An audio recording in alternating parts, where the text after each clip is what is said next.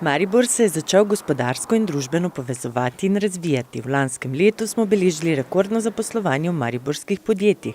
Od aprila 2013 je skoraj 5000 ljudi več zaposlenih. Pridobili pa smo tudi dva pomembna projekta. Dve velike investicije sta se začele, torej Magna na eni strani, na drugi strani Mariborsko letališče je dobilo novega lastnika z velikimi ambicioznimi načrti. Tako da je to en odličen uvod v leto 2018, ko bo tudi z javnimi sredstvi, lokalnimi, državnimi, evropskimi in zasebnim kapitalom v Mariboru bomo imeli veliko novih investicij. Letos je mesto ob Dravi postalo Evropsko mesto športa in Evropska prestolnica socialne ekonomije. Ob tem pa še imamo leto generala Rudolfa Maistra. Zgraditi nameravajo 3 nova stanovanjska naselja, poslovno-stanovanjski kompleks, predrugačili pa bodo številna mestna stičišča. Zdaj posebej bi moče izpostavil podvoz pod železniško progo na Ljubljanski cesti. To bo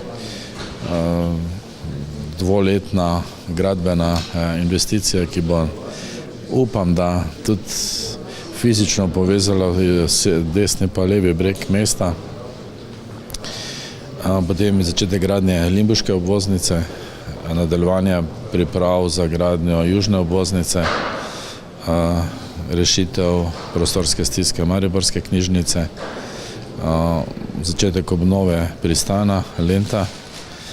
V prihodnjem letu bomo tudi pridobili denar za obnovo Koroške ceste, potem Vojačniški trg, promenada. Skratka, en ciklus investicij, ki ga v Mariboru zdaj v zadnjih 20-30 letih ni bilo.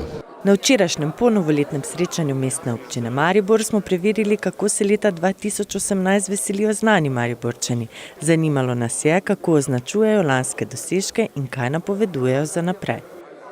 Jaz pravim, da je vsako leto dobro, ampak vsako je lahko še boljše. Tako da sem prepričan, da letošnje leto imamo ogromno izzivov. Torej, postali smo Evropsko mesto športa, velik izziv za Maribor.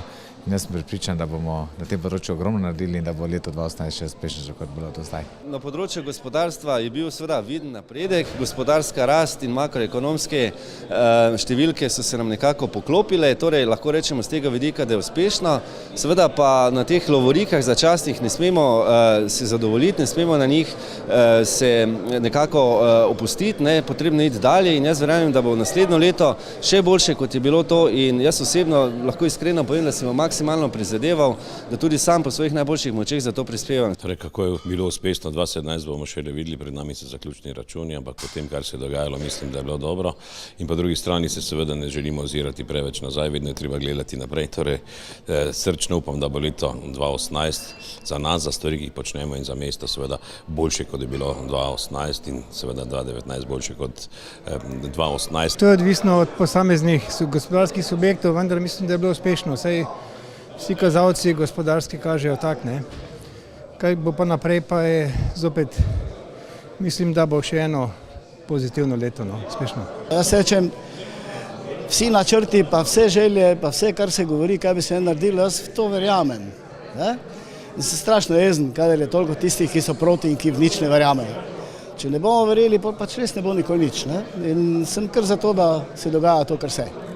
Ali bodo napovedi za letošnje leto pravilne in kaj vse dobrega se nam obeta, pa bomo videli.